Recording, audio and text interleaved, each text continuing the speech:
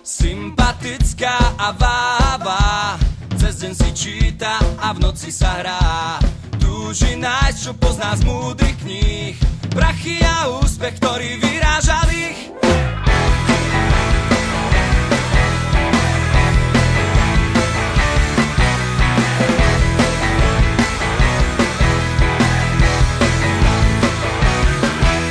Správne pózy a vždy skúpi cieľ, veselo skrýva zoznam šťavnatých